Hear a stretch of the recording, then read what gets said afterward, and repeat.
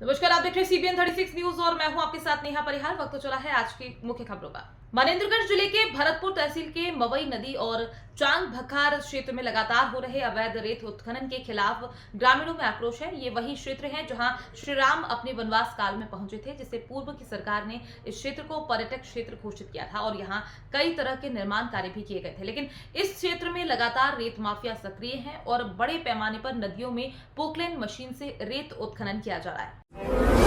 लगातार रेत उत्खनन को लेकर ग्रामीणों ने मोर्चा खोल दिया है और सैकड़ों ग्रामीण जनहित संघ के तत्वाधान में गठित पंडो विकास समिति के नेतृत्व में सैकड़ों ग्रामीणों ने रेत सत्याग्रह शुरू किया है। इस विरोध प्रदर्शन में ग्रामीणों ने स्पष्ट कहा है कि अब जीवनदायिनी नदियों को रेत खनन से लुटने नहीं दिया जाएगा।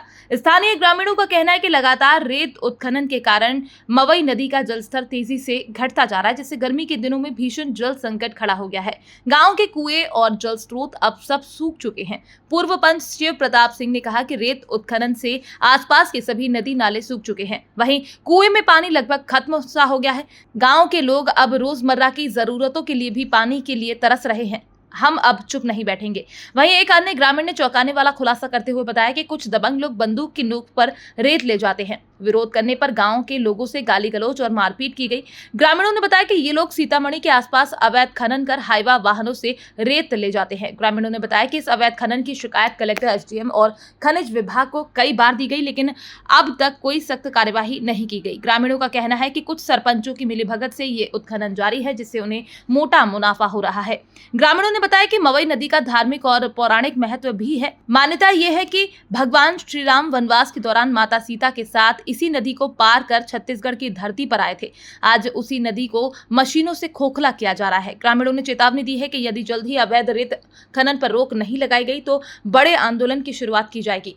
मनेंद्रगढ़ जिले के कलेक्टर ने कहा कि खनिज विभाग की टीम वहां गई थी और हमने जिनको दिया वो ग्राम पंचायत है और ग्राम पंचायत एजेंसी है और चुनाव के बाद उसमें चेंज हुए हैं। जो सरपंच का चुनाव हुआ, हमने सख्त निर्देश दिया कि ग्राम पंचायत चाहेगी तभी चलेगा, नहीं तो प्रस्ताव बनाकर ग्राम सभा में ले आए और वो आवेदन हमारे पास आएगा तो रेत उत्खनन को बंद कर दिया जाएगा। हमारा प्रयास है कि आने वाले समय में लीगल माइनिंग वहां पर संचालित हो। जो विरोध था, कल भी माइनिंग के अधिकारी गए थे वहां पर। कुछ गलतफहमी सत्ता परिवर्तन पंचायत के होने के बाद उसके कारण अगर वो नहीं चाहते हैं तो एक ग्राम सभा में प्रस्ताव लाकर और पारित करके आवेदन हमें भेज दें, हम उसे कैंसिल के लिए ऊपर भेज देंगे। और बात हुई है, उनके द्वारा कहा गया है कि हम बताएंगे।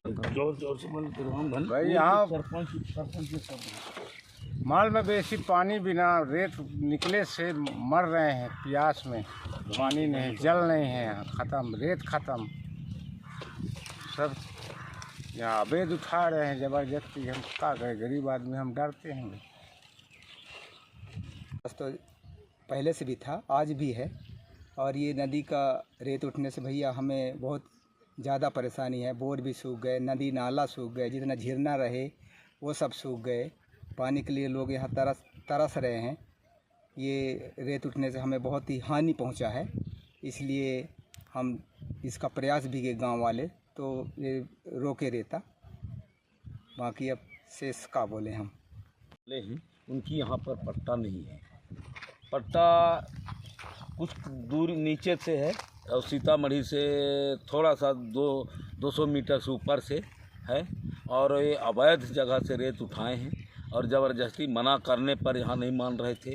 ठेकेदार लोग अपने बंदूक के नोक पर यहाँ से रेत उठाते थे और उठा कर ले गए हैं। पूरे जनता को गाली गलौज करके कई गरीब लोगों को मारपीट भी किए हैं, जिसका प्रत्यक्ष है।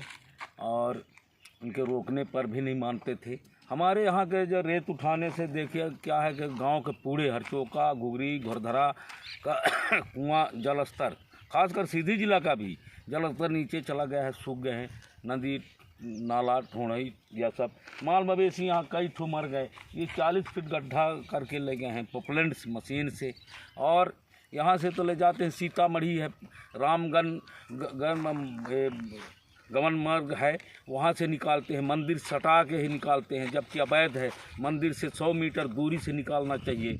और अस्पताल है, अस्पताल से 100 मीटर से दूरी से रेत खदान निकालना चाहिए। बड़े बड़े पोपलैंड, बड़े बड़े हाईवा से निकालते हैं। वहाँ आंगनबाड़ी भवन है, स्कूल है, वहाँ से रेत निकालते हैं। मना करने पर भी नहीं मानते। कई जगह इनका शिकायत किया गया, लिखा पढ़ी भेज दिया गया SDM साहब को, कलेक्टर साहब को, है ना, और सभी को सूचना दी गई, लेकिन कोई नहीं मानते। अभी भी हैं, अभी इस समय तो इधर बंद कर दिए हैं, लेकिन वो बड़वाही ग्राम पंचायत से निकाल रहे हैं, वहाँ ट्रैक्टर द्वारा लेके पूड़ी, बस्तुआ, ददरी वहाँ बेचते हैं। 15 से 20 हज़ार रुपये टाली बेच रहे हैं। अभी भी उनकी डेरा यहाँ नांग पोखर में जमाए हुए हैं, और पॉपलैंड मशीन भी वो पुलिया के नीचे लगाए हैं। अभी भी रात दिन वहाँ उनका काम बंद नहीं हुआ है, अभी भी हैं उन लोग। अब इतना से मैं क्या बताऊँ, पूरा गांव वाले से पूछ लीजिए, इनसे पूछ लीजिए, और अभी भी निकाल रहे हैं। अभी भी रहता उनके ग्राम पंचायत बड़वाही से ही निकल रहा है अभी। तो फर्स्टली कल भी माइनिंग ऑफिसर गए थे, उससे पहले भी गए थे। फैक्ट ऑफ द मैटर पहले तो ये है कि हमने जिनको दिया वो ग्राम पंचायत है। ग्राम पंचायत एज एन एजेंसी को विभाग के जितने भी जो गाइडलाइन के उसके हिसाब से हमने ग्राम पंचायत को दिया है कि वो ग्राम पंचायत माइनिंग।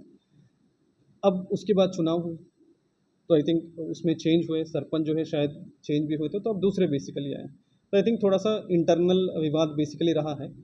प्रशासन की तरफ से हमने एक बहुत क्लियर डायरेक्शन उनको दिया है कि अगर पहले ग्राम सभा ने ओके किया तो फिर से ग्राम सभा अगर वो लोग करना चाहें और मना करेंगे कि नहीं हमको चाहिए ही नहीं, तो वो एप्लीकेशन जो है वो ग्राम सभा पारित करके हमारे पास आएगा, पर उसके बाद टोटली कैंसिल हो जाएगा।